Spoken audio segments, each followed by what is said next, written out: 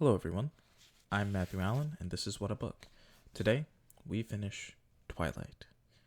Chapter 23 The Angel. As I drifted, I dreamed. Where I floated under the dark water, I heard the happiest sound my mind could conjure up, as beautiful, as uplifting as it was ghastly. It was another snarl, a deeper, wilder roar that rang with fury. I was brought back, almost to the surface, by a sharp pain slashing my upraised hand, but I couldn't find my way back far enough to open my eyes. And then I knew I was dead.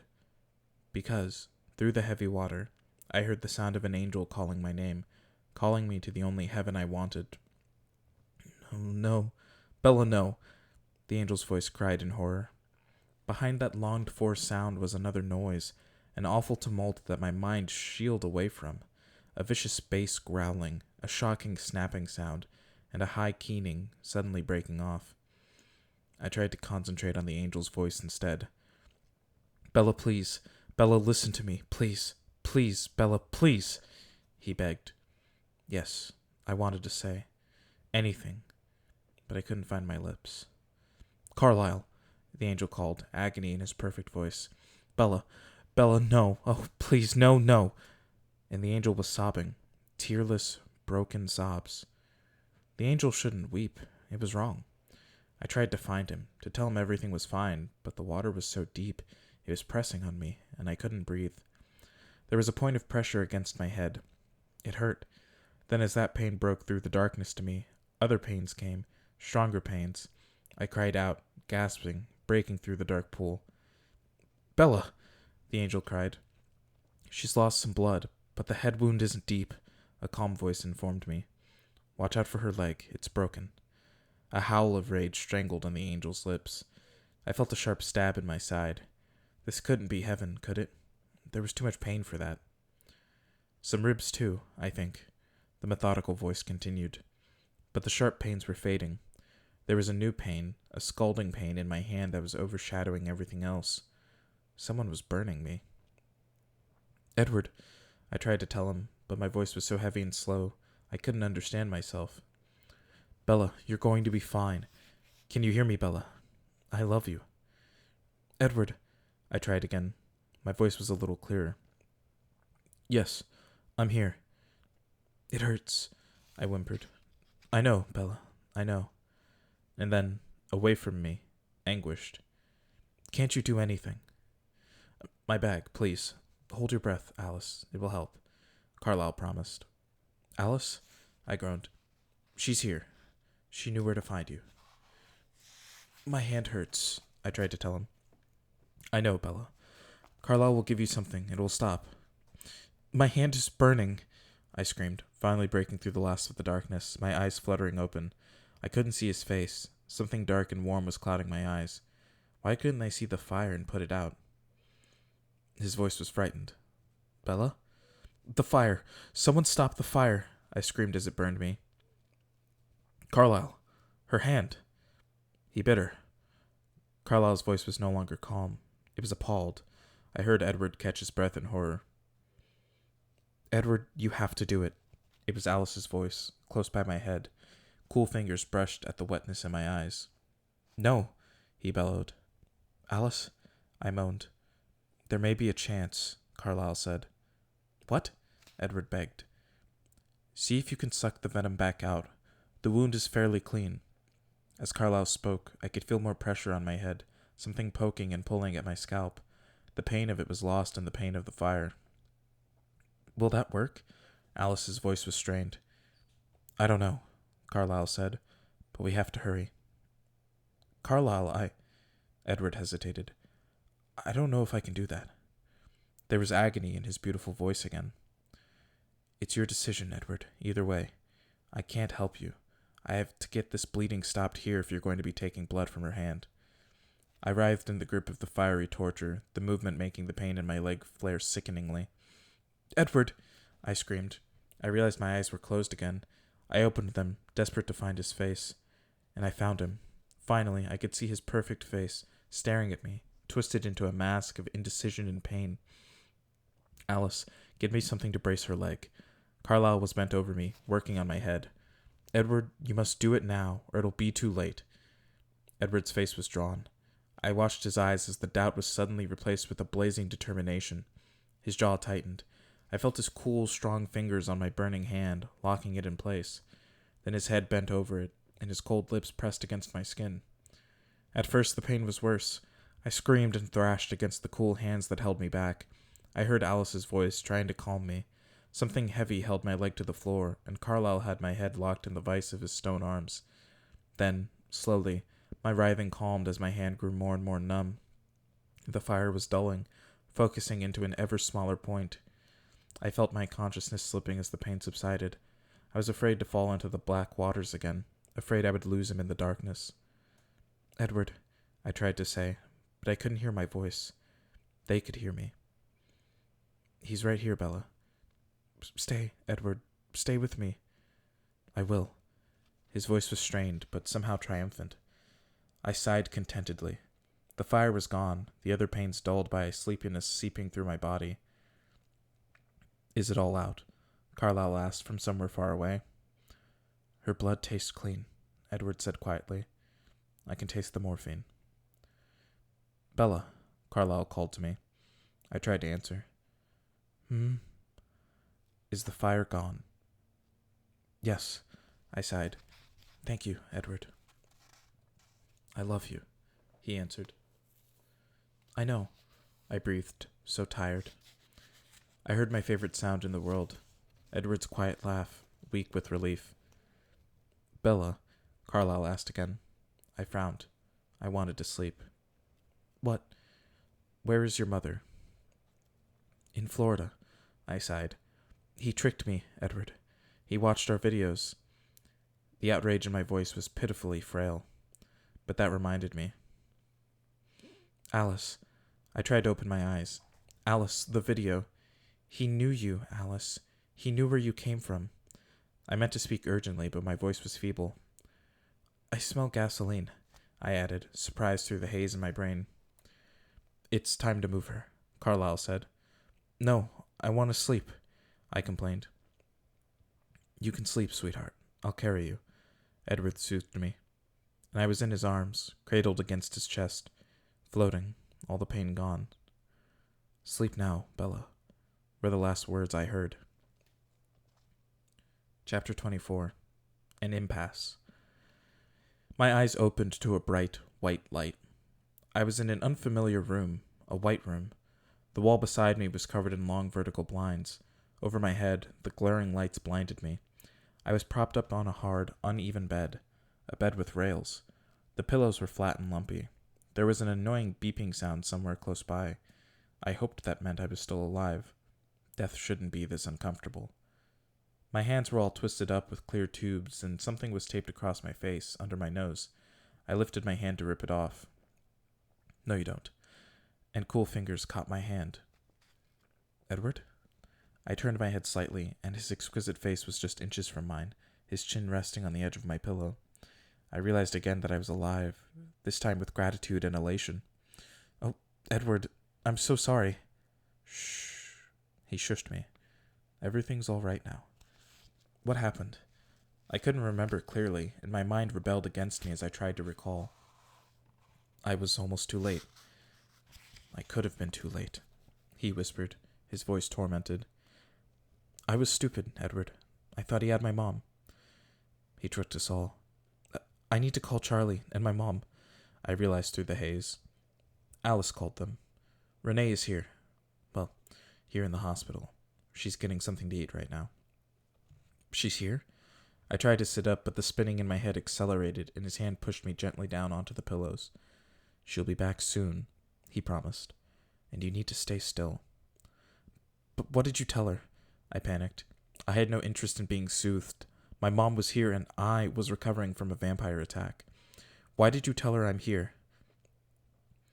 "You fell down 2 flights of stairs and through a window." He paused. "You have to admit, it could happen." I sighed, and it hurt. I stared down at my body under the sheet, the huge lump that was my leg. "How bad am I?" I asked. "You have a broken leg, 4 broken ribs, some cracks in your skull, bruises covering every inch of your skin, and you've lost a lot of blood. They gave you a few transfusions. I didn't like it. It made you smell all wrong for a while. That must have been a nice change for you. No, I like how you smell. How did you do it? I asked quietly. He knew what I meant at once. I'm not sure. He looked away from my wondering eyes, lifting my gauze-wrapped hand from the bed and holding it gently in his, careful not to disrupt the wire connecting me to one of the monitors.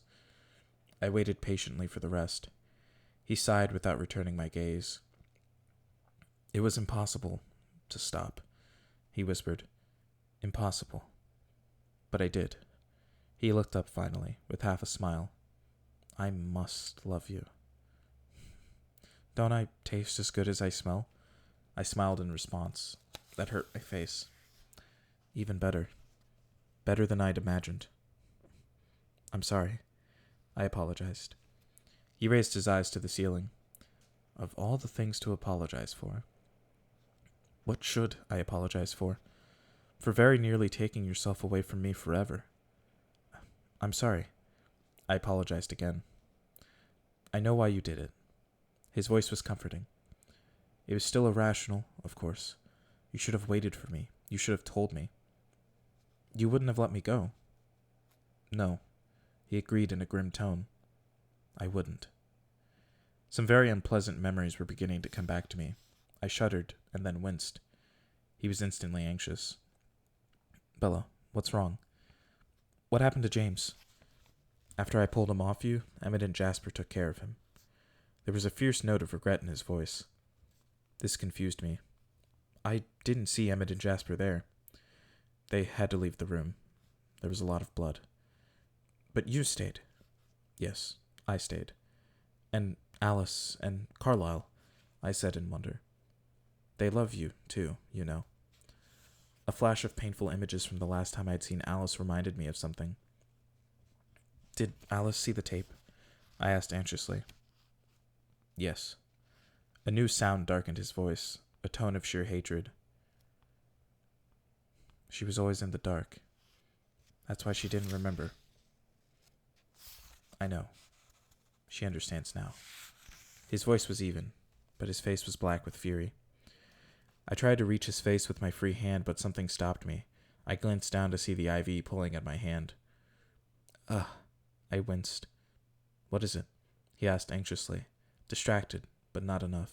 The bleakness did not entirely leave his eyes. Needles, I explained, looking away from the one in my hand. I concentrated on a warped ceiling tile and tried to breathe deeply despite the ache in my ribs. Afraid of a needle, he muttered to himself under his breath, shaking his head. Oh, a sadistic vampire, intent on torturing her to death. Sure, no problem. She runs off to meet him. An IV, on the other hand. I rolled my eyes. I was pleased to discover that this reaction, at least, was pain-free. I decided to change the subject. Why are you here? I asked. He stared at me, first confusion and then hurt touching his eyes. His brows pulled together as he frowned. Do you want me to leave? No, I protested, horrified by the thought. No, I meant, why does my mother think you're here?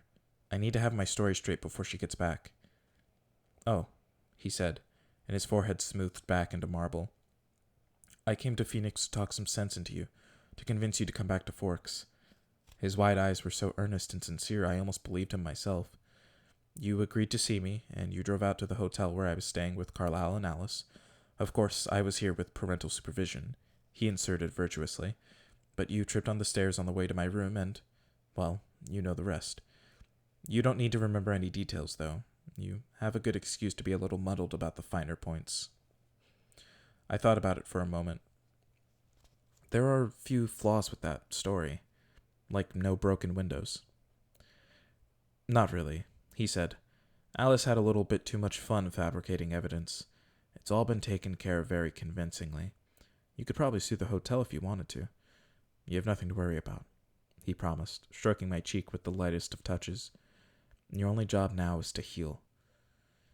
I wasn't so lost to the soreness or the fog of medication that I didn't respond to his touch. The beeping of the monitor jumped around erratically. Now he wasn't the only one who could hear my heart misbehave. That's going to be embarrassing, I muttered to myself. He chuckled, and a speculative look came into his eye. I wonder. He leaned in slowly. The beeping noise accelerated wildly before his lips even touched me, but when they did, though with the most gentle of pressure, the beeping stopped altogether. He pulled back abruptly, his anxious expression turning to relief as the monitor reported the restarting of my heart. It seems that I'm going to have to be even more careful with you than usual, he frowned. I was not finished kissing you, I complained. Don't make me come over there. He grinned and bent to press his lips lightly to mine. The monitor went wild, but then his lips were taut. He pulled away. I think I hear your mother, he said, grinning again. Don't leave me, I cried, an irrational surge of panic flooding through me. I couldn't let him go. He might disappear from me again. He read the terror in my eyes for a short second. I won't, he promised solemnly, and then he smiled. I'll take a nap. He moved from the hard plastic chair by my side to the turquoise faux leather recliner at the foot of my bed, leaning it all the way back and closing his eyes. He was perfectly still. Don't forget to breathe, I whispered sarcastically. He took a deep breath, his eyes still closed. I could hear my mother now. She was talking to someone, maybe a nurse, and she sounded tired and upset. I wanted to jump out of the bed and run to her, to calm her, promise that everything was fine. But I wasn't in any sort of shape for jumping, so I waited impatiently. The door opened a crack, and she peeked through. Mom, I whispered, my voice full of love and relief. She took in Edward's still form on the recliner and tiptoed to my bedside. He never leaves, does he? She mumbled to herself. Mom, I'm so glad to see you. She bent down to hug me gently, and I felt warm tears falling on my cheeks. Bella, I was so upset. I'm sorry, Mom, but everything's fine now. It's okay, I comforted her. I'm just glad to finally see your eyes open. She sat on the edge of my bed. I suddenly realized I didn't have any idea when it was. How long have they been closed? It's Friday, hun. You've been out for a while. Friday? I was shocked. I tried to remember what day it had been when, but I didn't want to think about that. They had to keep you sedated for a while, honey. You've got a lot of injuries. I know. I could feel them. You're lucky Dr. Cullen was there. He's such a nice man. Very young, though, and he looks more like a model than a doctor. You met Carlisle? And Edward's sister, Alice. She's a lovely girl. She is, I agreed wholeheartedly. She glanced over her shoulder at Edward, lying with his eyes closed in the chair. You didn't tell me you had such good friends in Forks. I cringed and then moaned. What hurts? She demanded anxiously, turning back to me. Edward's eyes flashed to my face. It's fine, I assured them. I just have to remember not to move. He lapsed back into his phony slumber. I took advantage of my mother's momentary distraction to keep the subject from returning to my less than candid behavior. Where's Phil? I asked quickly. Florida. Oh, Bella, you'll never guess. Just when we were about to leave, the best news. Phil got signed? I guessed. Yes, how did you guess? The Suns, can you believe it? That's great, Mom, I said as enthusiastically as I could manage, though I had little idea what that meant. And you'll like Jacksonville so much, she gushed while I stared at her vacantly. I was a little bit worried when Phil started talking about Akron, what with the snow and everything, because you know how I hate the cold. But now Jacksonville? It's always sunny, and the humidity really isn't that bad. We found the cutest house, yellow, with white trim, and a porch just like in an old movie, and this huge oak tree, and it's just a few minutes from the ocean, and you'll have your own bathroom. Wait, Mom, I interrupted. Edward still had his eyes closed, but he looked too tense to pass as asleep. What are you talking about? I'm not going to Florida. I live in Forks. But you don't have to anymore, silly, she laughed. Phil will be able to be around so much more now. We've talked about it a lot, and what I'm going to do is trade off on the away games, half the time with you, half the time with him. Mom, I hesitated, wondering how best to be diplomatic about this. I want to live in Forks. I'm already settled in at school, and I have a couple of girlfriends. She glanced toward Edward, and again when I reminded her of friends, so I tried another direction. And Charlie needs me. He's just all alone up there, and he can't cook at all. You want to stay in Forks? She asked, bewildered. The idea was inconceivable to her. And then her eyes flickered back toward Edward. Why? I told you. School, Charlie. Ouch. I'd shrugged. Not a good idea. Her hands fluttered helplessly over me, trying to find a safe place to pat. She made do with my forehead. It was unbandaged. Bella, honey, you hate forks, she reminded me. It's not so bad. She frowned and looked back and forth between Edward and me, this time very deliberately. Is it this boy? She whispered. I opened my mouth to lie, but her eyes were scrutinizing my face, and I knew she would see through that. He's part of it, I admitted. No need to confess how big a part. So, have you had a chance to talk with Edward? I asked. Yes, she hesitated, looking at his perfectly still form. And I want to talk to you about that. Uh-oh. What about? I asked.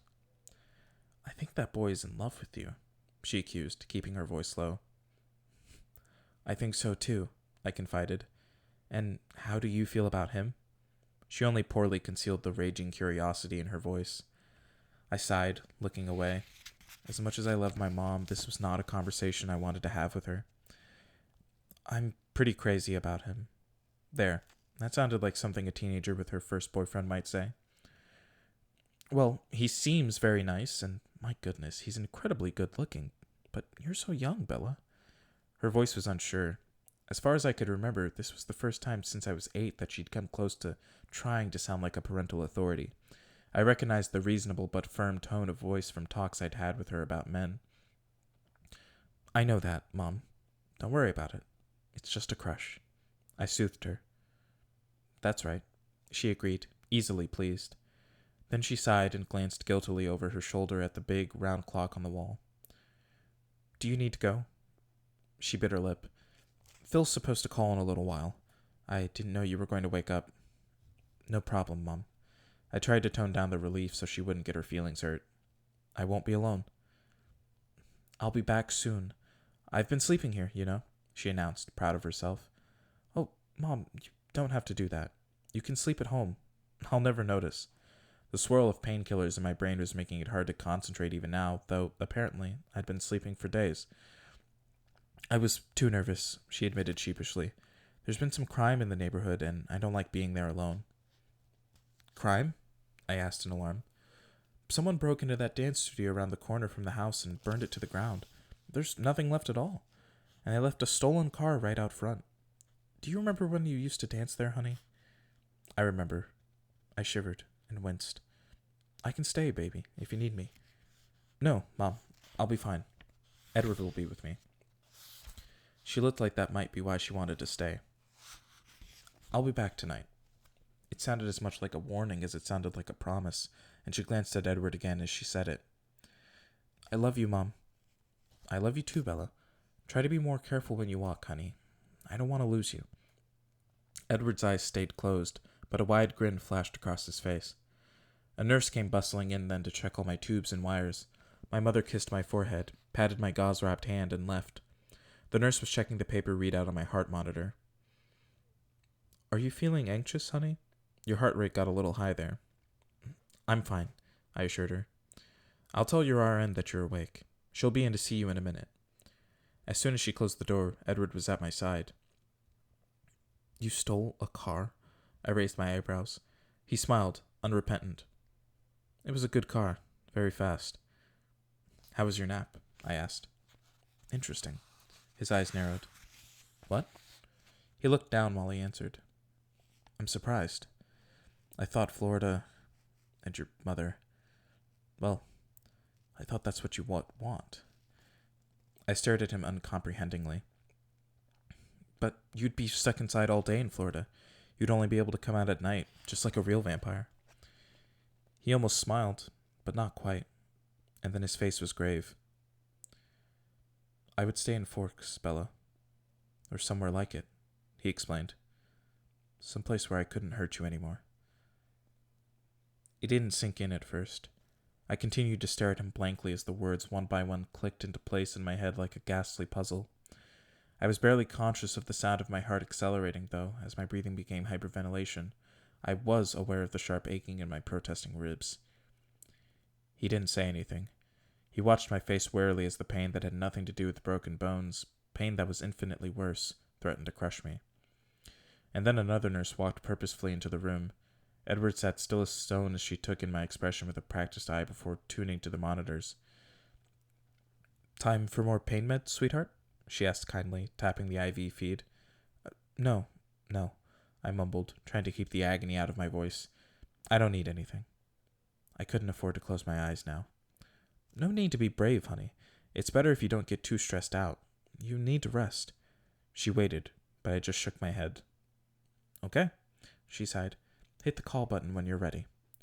She gave Edward a stern look and threw one more anxious glance at the machinery before leaving. His cool hands were on my face. I stared at him with wild eyes. "Shh, Bella, calm down."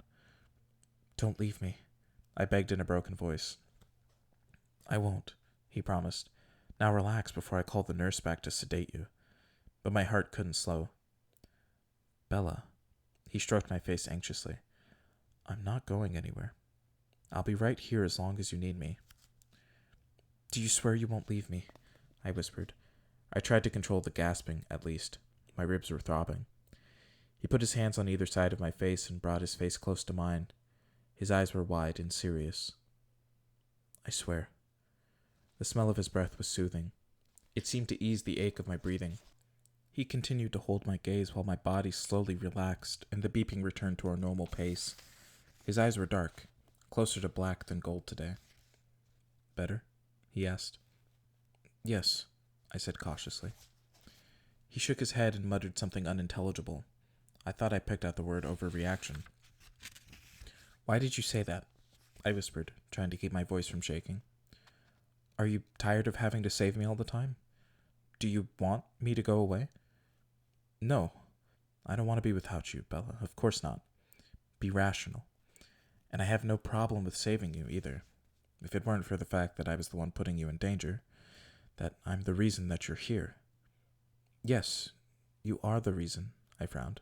"The reason I'm here. Alive." "Barely." His voice was just a whisper, covered in gauze and plaster and hardly able to move. "I wasn't referring to my most recent near-death experience," I said, growing irritated. I was thinking of the others. You can take your pick. If it weren't for you, I would be rotting away in the Forks Cemetery." He winced at my words, but the haunted look didn't leave his eyes. "That's not the worst part, though," he continued to whisper. He acted as if I hadn't spoken. "Not seeing you there on the floor, crumpled and broken." His voice was choked. "Not thinking I was too late. Not even hearing you scream in pain, all those unbearable memories that I'll carry with me for the rest of eternity. No. The very worst was knowing that I couldn't stop, believing that I was going to kill you myself. But you didn't. I could have. So easily." I knew I needed to stay calm, but he was trying to talk himself into leaving me, and the panic fluttered in my lungs, trying to get out. "Promise me," I whispered. "What?" "You know what." I was starting to get angry now. He was so stubbornly determined to dwell on the negative. He heard the change in my tone. His eyes tightened. "I don't seem to be strong enough to stay away from you, so I suppose that you'll get your way, whether it kills you or not," he added roughly. Good. He hadn't promised, though, a fact that I had not missed. The panic was only barely contained. I had no strength left to control the anger. "You told me how you stopped. Now I want to know why," I demanded. "Why?" he repeated warily. "Why you did it. Why didn't you just let the venom spread? By now I would be just like you." Edward's eyes seemed to turn flat black, and I remembered that this was something he'd never intended me to know. Alice must have been preoccupied by the things she'd learned about herself, or she'd been very careful with her thoughts around him. Clearly, he'd had no idea that she'd filled me in on the mechanics of vampire conversions. He was surprised and infuriated. His nostrils flared, his mouth looked as if it was chiseled from stone. He wasn't going to answer. That much was clear. "I'll be the first to admit that I have no experience with relationships," I said. "But it just seems logical. A man and woman have to be somewhat equal, as in, one of them can't always be swooping in and saving the other one. They have to save each other equally." He folded his arms on the side of my bed and rested his chin on his arms. His expression was smooth. The anger reined in. Evidently, he decided he wasn't angry with me. I hoped I'd get a chance to warn Alice before he caught up with her. "You have saved me," he said quietly. "I can't always be Lois Lane," I insisted. "I want to be Superman, too." "You don't know what you're asking." His voice was soft. He stared intently at the edge of the pillowcase. "I think I do. Bella, you don't know. I've had almost 90 years to think about this, and I'm still not sure." "Do you wish that Carlisle hadn't saved you?" "No, I don't wish that." He paused before continuing. "But my life was over. I wasn't giving anything up. You are my life. You're the only thing it would hurt me to lose." I was getting better at this. It was easy to admit how much I needed him. He was very calm, though. Decided. "I can't do it, Bella. I won't do that to you." "Why not?" My throat rasped and the words weren't as loud as I'd meant them to be. "Don't tell me it's too hard. After today, or I guess it was a few days ago. Anyway, after that, it should be nothing." He glared at me. "And the pain?" he asked. I blanched. I couldn't help it, but I tried to keep my expression from showing how I clearly remembered the feeling. The fire in my veins. "That's my problem," I said. "I can handle it." "It's possible to take bravery to the point where it becomes insanity." "It's not an issue. 3 days. Big deal." Edward grimaced again as my words reminded him that I was more informed than he had ever intended me to be. I watched him repress the anger, watched as his eyes grew speculative. "Charlie?" he asked curtly. "Renee?" Minutes passed in silence as I struggled to answer his question. I opened my mouth, but no sound came out. I closed it again. He waited, and his expression became triumphant because he knew I had no true answer. "Look, that's not an issue either," I finally muttered. My voice was as unconvincing as it always was when I lied. "Renee has always made the choices that work for her. She'd want me to do the same. And Charlie's resilient. He's used to being on his own. I can't take care of them forever. I have my own life to live." "Exactly," he snapped. "And I won't end it for you." "If you're waiting for me to be on my deathbed, I've got news for you. I was just there." "You're going to recover," he reminded me. I took a deep breath to calm myself, ignoring the spasm of pain it triggered. I stared at him, and he stared back. There was no compromise in his face. "No," I said slowly. "I'm not."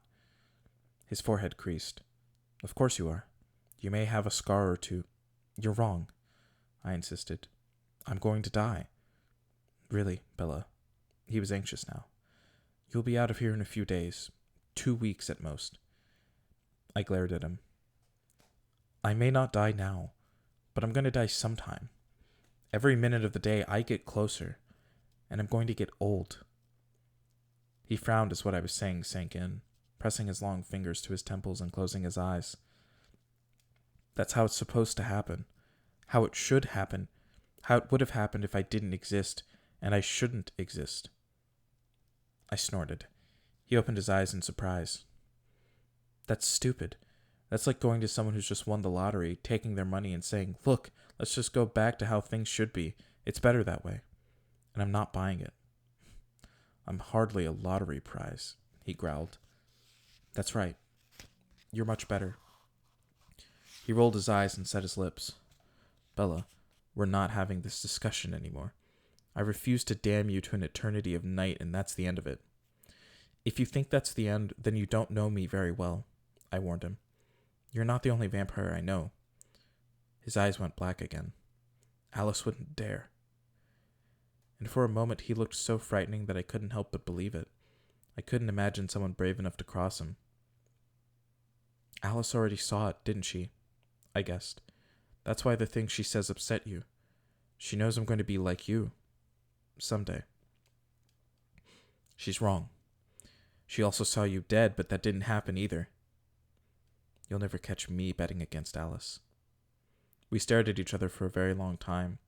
It was quiet except for the whirring of the machines, the beeping, the dripping, the ticking of the big clock on the wall. Finally, his expression softened. So where does that leave us? I wondered. He chuckled humorously. I believe it's called an impasse. I sighed. Ouch, I muttered. How are you feeling? He asked, eyeing the button for the nurse. I'm fine, I lied. I don't believe you, he said gently. I'm not going back to sleep. You need rest. All this arguing isn't good for you. So give in, I hinted. Nice try. He reached for the button. No, he ignored me. Yes, the speaker on the wall squawked. I think we're ready for more pain medication, he said calmly, ignoring my furious expression. I'll send in the nurse. The voice sounded very bored. I won't take it, I promised. He looked toward the sack of fluids hanging beside my bed. I don't think they're going to ask you to swallow anything. My heart rate started to climb. He read the fear in my eyes and sighed in frustration. Bella, you're in pain. You need to relax so you can heal. Why are you being so difficult? They're not going to put any more needles in you now. I'm not afraid of the needles, I mumbled. I'm afraid to close my eyes. Then he smiled his crooked smile and took my face between his hands. I told you I'm not going anywhere. Don't be afraid. As long as it makes you happy, I'll be here. I smiled back, ignoring the ache in my cheeks. You're talking about forever, you know. Oh, you'll get over it.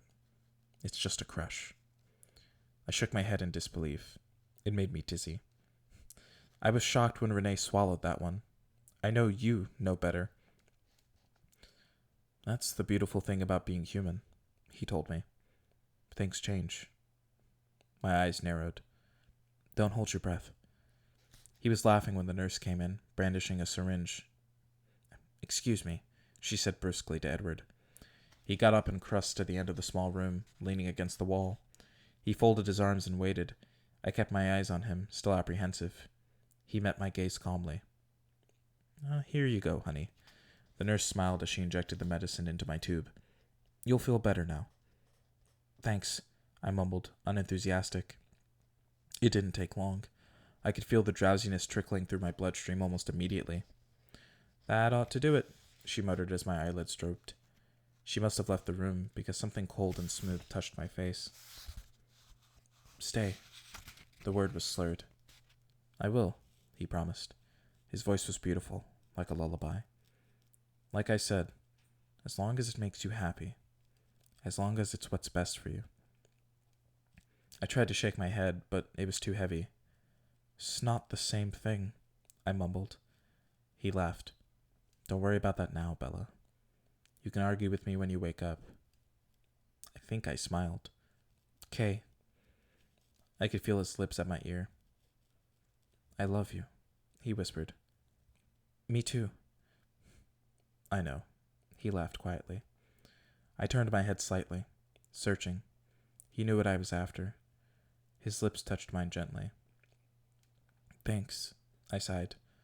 Any time. I wasn't really there at all anymore, but I fought against the stupor weakly. There was just one more thing I wanted to tell him. Edward? I struggled to pronounce his name clearly. Yes.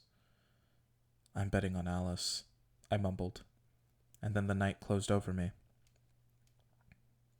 Epilogue. An occasion. Edward helped me into his car, being very careful of the wisp of silk and chiffon, the flowers he'd just pinned into my elaborately styled curls, and my bulky walking cast. He ignored the angry set of my mouth. When he had me settled, he got in the driver's seat and headed back out the long, narrow drive. At what point exactly are you going to tell me what's going on? I asked grumpily. I really hated surprises, and he knew that. I'm shocked that you haven't figured it out yet. He threw a mocking smile in my direction, and my breath caught in my throat. Would I ever get used to his perfection? I did mention that you looked very nice, didn't I? I verified. Yes. He grinned again. I'd never seen him dressed in black before, and, with the contrast against his pale skin, his beauty was absolutely surreal. That much I couldn't deny, even if the fact that he was wearing a tuxedo made me very nervous. Not quite as nervous as the dress, or the shoe. Only one shoe, as my other foot was still securely encased in plaster, but the stiletto heel, held on only by satin ribbons, certainly wasn't going to help me as I tried to hobble around. I'm not coming over anymore if Alice is going to treat me like guinea pig Barbie when I do, I griped. I'd spent the better part of the day in Alice's staggeringly vast bathroom, a helpless victim as she played hairdresser and cosmetician. Whenever I fidgeted or complained, she reminded me that she didn't have any memories of being human and asked me not to ruin her vicarious fun. Then she dressed me in the most ridiculous dress, deep blue, frilly and off the shoulders with French tags I couldn't read, a dress more suitable for a runway than Forks. Nothing good could come of our formal attire, of that I was sure. Unless... But I was afraid to put my suspicions into words, even in my own head. I was distracted then by the sound of a phone ringing. Edward pulled his cell phone from a pocket inside his jacket, looking briefly at the caller ID before answering. "Hello, Charlie," he said warily. "Charlie?" I frowned. Charlie had been difficult since my return to Forks. He had compartmentalized my bad experience into two defined reactions. Toward Carlyle, he was almost worshipfully grateful. On the other hand, he was stubbornly convinced that Edward was at fault, because, if not for him, I wouldn't have left home in the first place, and Edward was far from disagreeing with him. These days I had rules that hadn't existed before, curfews, visiting hours. Something Charlie was saying made Edward's eyes widen in disbelief, and then a grin spread across his face. "You're kidding," he laughed. "What is it?" I demanded. He ignored me. "Why don't you let me talk to him?" Edward suggested with evident pleasure. He waited for a few seconds. "Hello, Tyler. This is Edward Cullen." His voice was very friendly on the surface. I knew it well enough to catch the soft edge of menace. What was Tyler doing at my house? The awful truth began to dawn on me. I looked again at the inappropriate dress Alice had forced me into. "I'm sorry if there's been some kind of miscommunication, but Bella is unavailable tonight." Edward's tone changed, and the threat in his voice was suddenly much more evident as he continued. "To be perfectly honest, she'll be unavailable every night, as far as anyone besides myself is concerned. No offense. And I'm sorry about your evening."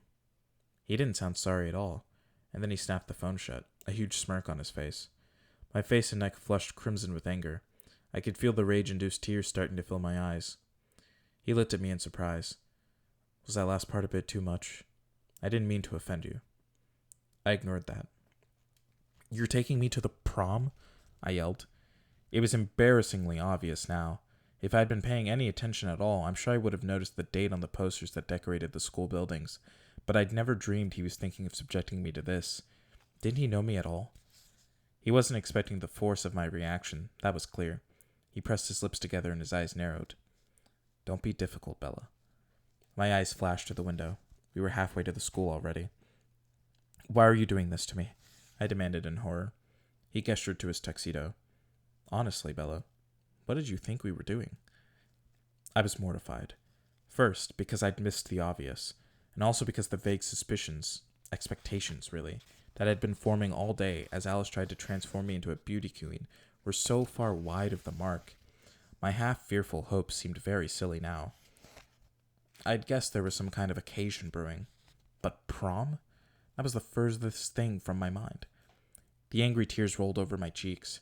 I remembered with dismay that I was very uncharacteristically wearing mascara. I wiped quickly under my eyes to prevent any smudges. My hand was unblackened when I pulled it away. Maybe Alice had known I would need waterproof makeup. "Oh, this is completely ridiculous. Why are you crying?" he demanded in frustration. "Because I'm mad." "Bella." He turned the full force of his scorching golden eyes on me. "What?" I muttered, distracted. "Humor me," he insisted. His eyes were melting all my fury. It was impossible to fight with him when he cheated like that. I gave in with poor grace. "Fine," I pouted, unable to glare as effectively as I would have liked. "I'll go quietly, but you'll see, I'm way overdue for more bad luck. I'll probably break my other leg. Look at this shoe. It's a death trap." I held out my good leg as evidence. He stared at my leg longer than was necessary. "Remind me to thank Alice for that tonight." "Alice is going to be there?" That comforted me slightly. "With Jasper and Emmett and Rosalie, he admitted. The feeling of comfort disappeared. There had been no progress with Rosalie, though I was on quite good terms with her sometimes husband. Emmett enjoyed having me around. He thought my bizarre human reactions were hilarious. Or maybe it was just the fact that I fell down a lot that he found so funny. Rosalie acted as if I didn't exist. While I shook my head to dispel the direction my thoughts had taken, I thought of something else. Is Charlie in on this? I asked, suddenly suspicious. Of course, he grinned, and then chuckled. Apparently Tyler wasn't, though. I gritted my teeth. How Tyler could be so delusional, I couldn't imagine. At school, where Charlie couldn't interfere, Edward and I were inseparable, except for those rare sunny days. We were at the school now. Rosalie's red convertible was conspicuous in the parking lot. The clouds were thin today, a few streaks of sunlight escaping through far away in the west. He got out and walked around the car to open my door. He held out his hand. I sat stubbornly in my seat, arms folded, feeling a secret twinge of smugness. The lot was crowded with people in formal dress, witnesses. He couldn't remove me forcibly from the car as he might have if we'd been alone. He sighed. When someone wants to kill you, you're brave as a lion. And then when someone mentions dancing, he shook his head. I gulped. Dancing. Bella, I won't let anything hurt you, not even yourself. I won't let go of you once, I promise. I thought about that and suddenly felt much better. He could see that in my face. There, now, he said gently. It won't be so bad. He leaned down and wrapped one arm around my waist. I took his other hand and let him lift me from the car. He kept his arm tightly around me, supporting me as I limped toward the school. In Phoenix, they held proms in hotel ballrooms. This dance was in the gym, of course. It was probably the only room in town big enough for a dance. When we got inside, I giggled. There were actual balloon arches and twisted garlands of pastel crepe paper festooning the walls. This looks like a horror movie waiting to happen, I snickered. Well, he muttered as we slowly approached the ticket table. He was carrying most of my weight, but I still had to shuffle and wobble my feet forward. There are more than enough vampires present. I looked at the dance floor. A wide gap had formed in the center of the floor where two couples whirled gracefully. The other dancers pressed to the sides of the room to give them space. No one wanted to stand in contrast with such radiance. Emmett and Jasper were intimidating and flawless in classic tuxedos. Alice was striking in a black satin dress with geometric cutouts that bared large triangles of her snowy white skin. And Rosalie was, well, Rosalie. She was beyond belief. Her vivid scarlet dress was backless, tight to her calves where it flared into a wide, ruffled train, with a neckline that plunged to her waist. I pitied every girl in the room, myself included. Do you want me to bolt the doors so you can massacre the unsuspecting townsfolk? I whispered conspiratorially. And where do you fit into that scheme? He glared. Oh, I'm with the vampires, of course. He smiled reluctantly. Anything to get out of dancing? Anything. He bought our tickets, then turned me toward the dance floor. I cringed against his arm and dragged my feet. I've got all night, he warned. Eventually, he towed me out to where his family was twirling elegantly, if in a style totally unsuitable to the present time in music. I watched in horror. Edward. My throat was so dry I could only manage a whisper. I honestly can't dance. I could feel the panic bubbling up inside my chest. Don't worry, silly, he whispered back. I can. He put my arms around his neck and lifted me to slide his feet under mine. And then we were whirling, too. I feel like I'm 5 years old, I laughed after a few minutes of effortless waltzing. You don't look 5, he murmured, pulling me closer for a second so that my feet were briefly a foot from the ground. Alice caught my eye on a turn and smiled in encouragement. I smiled back. I was surprised to realize that I was actually enjoying myself. A little. Okay, this isn't half bad, I admitted, but Edward was staring toward the doors, and his face was angry. What is it? I wondered aloud. I followed his gaze, disoriented by the spinning, but finally I could see what was bothering him. Jacob Black, not in a tux, but in a long-sleeved white shirt and tie, his hair smoothed back into his usual ponytail, was crossing the floor toward us. After the first shock of recognition, I couldn't help but feel bad for Jacob. He was clearly uncomfortable, excruciatingly so. His face was apologetic as his eyes met mine. Edward snarled very quietly. Behave, I hissed. Edward's voice was scathing. He wants to chat with you. Jacob reached us then, the embarrassment and apology even more evident on his face. Hey, Bella. I was hoping you would be here. Jacob sounded like he'd been hoping the exact opposite, but his smile was just as warm as ever. Hi, Jacob, I smiled back. What's up? Can I cut in? He asked tentatively, glancing at Edward for the first time. I was shocked to notice that Jacob didn't have to look up. He must have grown half a foot since the first time I'd seen him. Edward's face was composed, his expression blank. His only answer was to set me carefully on my feet and take a step back. Thanks, Jacob said amiably. Edward just nodded, looking at me intently before he turned to walk away. Jacob put his hands on my waist, and I reached up to put my hands on his shoulders. Wow, Jake, how tall are you now? He was smug. 6'2". We weren't really dancing. My leg made that impossible. Instead, we swayed awkwardly from side to side without moving our feet. It was just as well. The recent growth spurt had left him looking gangly and uncoordinated. He was probably no better a dancer than I was. So, how did you end up here tonight? I asked without true curiosity. Considering Edward's reaction, I could guess. Can you believe my dad paid me $20 to come to your prom? He admitted, slightly ashamed. Yes, I can, I muttered. Well, I hope you're enjoying yourself, at least. Seen anything you like? I teased, nodding toward a group of girls lined up against the wall like pastel confections. Yeah, he sighed. But she's taken. He glanced down to meet my curious gaze for just a second, then we both looked away, embarrassed. You look really pretty, by the way, he added shyly. Thanks. So why did Billy pay you to come here? I asked quickly, though I knew the answer. Jacob didn't seem grateful for the subject changed. He looked away, uncomfortable again. He said it was a safe place to talk to you. I swear the old man is losing his mind. I joined in his laughter weakly. Anyway, he said that if I told you something, he would get me that master cylinder I needed. He confessed with a sheepish grin. Tell me, then. I want you to get your car finished. I grinned back. At least Jacob didn't believe any of this. It made the situation a bit easier. Against the wall, Edward was watching my face, his own face expressionless. I saw a sophomore in a pink dress eyeing him with timid speculation, but he didn't seem to be aware of her. Jacob looked away again, ashamed. Don't get mad, okay? There's no way I'll be mad at you, Jacob, I assured him. I won't even be mad at Billy. Just say what you have to.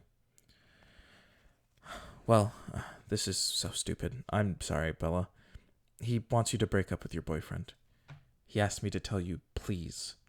He shook his head in disgust. He's still superstitious, eh? Yeah, he was kind of over the top when you got hurt down in Phoenix. He didn't believe... Jacob trailed off self-consciously. My eyes narrowed. I fell. I know that, Jacob said quickly. He thinks Edward has something to do with me getting hurt. It wasn't a question, and despite my promise, I was angry. Jacob wouldn't meet my eyes. We weren't even bothering to sway to the music, though his hands were still on my waist and mine around his neck. Look, Jacob, I know Billy probably won't believe this, but just so you know. He looked at me now, responding to my new earnestness in my voice. Edward really did save my life. If it weren't for Edward and his father, I'd be dead. I know, he claimed, but he sounded like my sincere words had affected him some. Maybe he'd be able to convince Billy of this much, at least. Hey, I'm sorry you had to come do this, Jacob. I apologized. At any rate, you get your parts, right? Yeah, he muttered. He was still looking awkward. Upset. There's more? I asked in disbelief. Forget it, he mumbled. I'll get a job and save the money myself. I glared at him until he met my gaze. Just spit it out, Jacob. Oh, it's so bad. I don't care. Tell me, I insisted. Okay, but geez, this sounds bad. He shook his head. He said to tell you, no, to warn you that, and this is his plural, not mine. He lifted one hand from my waist and made little quotation marks in the air. We'll be watching. He watched warily for my reaction. It sounded like something from a mafia movie. I laughed out loud. Sorry you had to do this, Jake, I snickered. I don't mind that much. He grinned in relief. His eyes were appraising as they raked quickly over my dress. So, should I tell him you said to butt the hell out? He asked hopefully. No, I sighed. Tell him I said thanks. I know he means well. The song ended, and I dropped my arms. His hands hesitated at my waist, and he glanced at my bum leg. Do you want to dance again, or can I help you get somewhere? Edward answered for me. That's all right, Jacob. I'll take it from here. Jacob flinched and stared wide-eyed at Edward, who stood just beside us. Hey, I didn't see you there, he mumbled. I guess I'll see you around, Bella. He stepped back, waving half-heartedly. I smiled. Yeah, I'll see you later. Sorry, he said again before he turned for the door. Edward's arms wound around me as the next song started. It was a little up-tempo for slow dancing, but that didn't seem to concern him. I leaned my head against his chest, content. Feeling better? I teased. Not really, he said tersely. Don't be mad at Billy, I sighed. He just worries about me for Charlie's sake. It's nothing personal. I'm not mad at Billy, he corrected in a clipped voice, but his son is irritating me. I pulled back to look at him. His face was very serious. Why? First of all, he made me break my promise. I stared at him in confusion. He half smiled. I promised I wouldn't let go of you tonight, he explained. Oh, well, I forgive you. Thanks, but there's something else. Edward frowned. I waited patiently. He called you pretty, he finally continued, his frown deepening. That's practically an insult, the way you look right now. You're much more than beautiful. I laughed. You might be a little biased. I don't think that's it. Besides, I have excellent eyesight. We were twirling again, my feet on his as he held me close. So are you going to explain the reason for all of this? I wondered. He looked down at me, confused, and I glared meaningfully at the crepe paper. He considered for a moment and then changed direction, spinning me through the crowd to the back door of the gym. I caught a glimpse of Jessica and Mike dancing, staring at me curiously. Jessica waved, and I smiled back quickly. Angela was there too, looking blissfully happy in the arms of little Ben Cheney. She didn't look up from his eyes, a head lower than hers. Lee and Samantha, Lauren, glaring toward us with Connor. I could name every face that spiraled past me. And then we were outdoors in the cool, dim light of a fading sunset. As soon as we were alone, he swung me up into his arms and carried me across the dark grounds till he reached the bench beneath the shadow of the madroon trees. He sat there, keeping me cradled against his chest. The moon was already up, visible through the gazy clouds, and his face glowed pale in the white light. His mouth was hard, his eyes troubled. The point? I prompted softly. He ignored me, staring up at the moon. Twilight, again, he murmured. Another ending. No matter how perfect the day is, it always has to end. Some things don't have to end, I muttered through my teeth, instantly tense. He sighed. I brought you to the prom, he said slowly, finally answering my question. Because I don't want you to miss anything. I don't want my presence to take anything away from you, if I can help it. I want you to be human. I want your life to continue as it would have if I died in 1918 like I should have. I shuddered at his words, and then shook my head angrily. In what strange parallel dimension would I ever have gone to prom of my own free will? If you weren't 1,000 times stronger than me, I would never have let you get away with this. He smiled briefly, but it didn't touch his eyes. It wasn't so bad. You said so yourself. That's because I was with you. We were quiet for a minute. He stared at the moon, and I stared at him. I wish there was some way to explain how very uninterested I was in a normal human life. Will you tell me something? He asked, glancing down at me with a light smile. Don't I always? Just promise you'll tell me. He insisted, grinning. I knew I was going to regret this almost instantly. Fine. You seemed honestly surprised when you figured out that I was taking you here, he began. I was, I interjected. Exactly, he agreed. But you must have had some other theory. I'm curious. What did you think I was dressing you up for? Yes, instant regret. I pursed my lips, hesitating. I don't want to tell you. You promised, he objected. I know. What's the problem? I knew he thought it was mere embarrassment holding me back. I think it'll make you sad. Or mad. His brows pulled together over his eyes as he thought that through. I still want to know. Please? I sighed. He waited. Oh, well, I assumed it was some kind of occasion, but I didn't think it would be some trite human thing. Prom. I scoffed. Human? He asked flatly. He'd picked up on the key word. I looked down at my dress, fidgeting with a stray piece of chiffon. He waited in silence. Okay, I confessed in a rush. So I was hoping that you might have changed your mind, that you were going to change me, after all. A dozen emotions played across his face.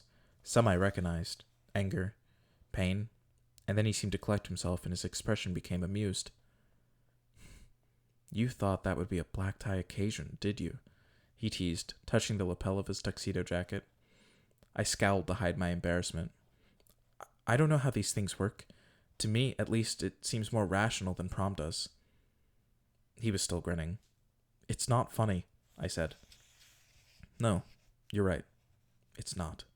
He agreed, his smile fading. I'd rather treat it like a joke, though, than believe you're serious. But I am serious. He sighed deeply. I know. And you're really that willing? The pain was back in his eyes. I bit my lip and nodded. So ready for this to be the end, he murmured, almost to himself.